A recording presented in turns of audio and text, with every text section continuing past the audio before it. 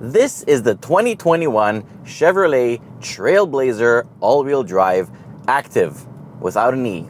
I know what's on your mind. It probably starts with what the hell and ends with were they thinking. But you know what? The iconic name of a Trailblazer has been used for a product that people actually buy. I mean, years ago they brought the Trailblazer and it was a body-on-frame truck and it could go off-road and it was tough and rugged and whatever you want to call it. But that's what people used to buy. Now, people buy these, the soft little city crossovers. So you can't really blame Chevrolet for doing this. I mean, sure, Chevrolet could have made something like the Bronco or the Wrangler, but they don't want to go bankrupt again, so they prefer to use this strong marketing name for a product that people will buy. It's how it is, it's reality. So to partially satisfy off-roader fans, they came up with this trim level called Activ and gave it some stylistic splashes that make it look a bit more rugged. For example, these Hankook Dynapro AT2 tires. They look like tires off a concept truck. They look pretty good actually. In this Zeus bronze metallic with a jet black interior and Arizona accents, the Trailblazer is a good looking crossover. With only 203 millimeters of ground clearance, it looks like a tall hatchback, but it has a nice Camaro-inspired front end, just like the Blazer, and a very interesting looking bicolor roof with really thick rails. The rear end looks a little bit less daring, but I do like all these matte black plastic panels all around the car that make it look a little bit more rugged. Inside, the design is appealing with its sharp lines and dynamic character. The colored trim and cloth accents emphasize the target of feeling modern, but the materials are all hard plastic minus the one in the front fascia, but at least fit and finish between all of them is pretty good.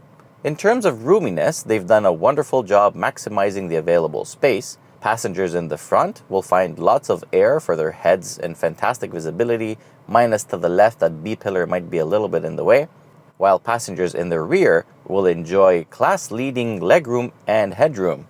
Seriously, for the size of the vehicle, rear spaciousness is very impressive. The thing is, they had to find this space from somewhere, and unfortunately the front seats are a little bit small. I mean, larger bodies might find lack of support. Like, I already feel that the side of my back and end of my thighs, like, it's kind of like I could use a bit more support.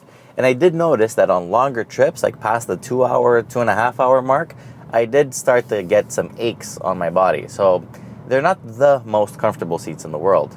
The cargo capacity is impressive on paper and looks pretty good to the eye. It's a claimed 716 liters, and it has a flexible trunk floor that allows between maximizing space or lifting it a bit higher to make the loading bay completely flat when you fold down the rear seats. The power tailgate projects a Chevy emblem on the ground, so you know exactly where to kick, so you don't crack a bumper or anything. Believe it or not, the biggest surprise in this car is the engine sound that comes from under the hood, because when you floor it, it sounds something in between a Smart 4.2 and a Mini Cooper. And the reason is, it only has a 1.3 liter 3-cylinder turbocharged engine. It's a turbocharged Ecotec unit, and it makes 155 horsepower and 174 pound-feet of torque. So it's a punchy little motor. It is mated to a 9-speed automatic transmission and on-demand all-wheel drive.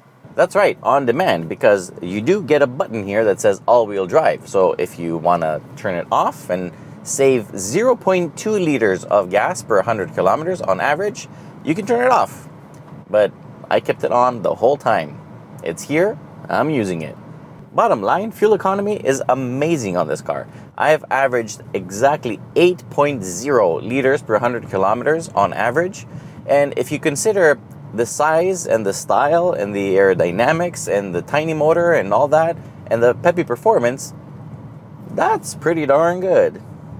0 to 100 kilometers an hour comes in just over 10 seconds. But let's be honest here, for your daily commute or your weekend escape, it's completely adequate. You need nothing more than this. And because it's turbocharged and it has a good amount of torque, it actually accelerates the car at a very decent pace. You will never be left saying, "Oh, damn it, why did I buy this car? I'm holding up traffic." That's never gonna happen. It's not bad, trust me. I'm going to pause for a second and I'm going to let you know that if you buy the base model of the Trailblazer, you get a 1.2 liter 3-cylinder engine, which is fine. The problem is you get front wheel drive and a CVT transmission. We've explained 100 times why in a crossover or SUV shape of a thing, we do not get front wheel drive. It's because the tires will spin, there's no traction, you get all wheel drive. Fuel savings are not worth it. Get all wheel drive. And by the way, have you subscribed yet? Check that button down there. Is it clicked? No? What are you waiting for? Click it, and also click the bell icon so you can get notified 2 o'clock in the morning when we upload a video, because that's what we do. Now on the road, the new Trailblazer is as soft as it looks, at least most of the times, because there are a few types of bumps, like sharp ridges, that really send a shock upwards, unsettling the ride and the passengers. On the spec sheet, they didn't really mention what the rear suspension is, but by the looks of it, it's a torsion beam, and to be honest, continuous bumps while the car is not pointing completely straight, when the car is going over them at speed, it does tend to unsettle its course. So they could have done a little bit better job there. In the handling department, the new Trailblazer does just fine. The lateral grip levels are pretty high. Traction is pretty good too. I mean, it does lean in the corners, but why wouldn't it? It's supposed to. It's not a car for the enthusiast, so if you start pushing it, it's progressive and, it's not scary, but realistically, it's not for somebody that really wants to, take corners at racing speed. Obviously, the tires are not meant to be sporty tires as well. So overall, it's well done. I think it's well balanced. The only complaint comes with the anomaly absorption. It could have been a little bit more compliant.